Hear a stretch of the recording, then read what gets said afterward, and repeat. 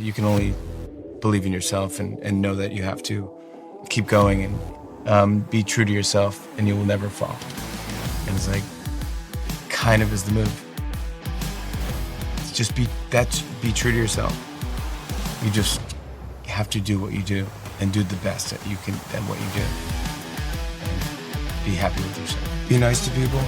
Give when you can. Make people smile. Really, like, against all odds. You're doing something that no one in the family has done, that none of your friends have done. You really don't know where this is going to end.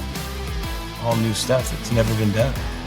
And it's great to do this because one day you'll get tested in a different way and you'll be mentally stronger. This is all tough now, but it will pay off.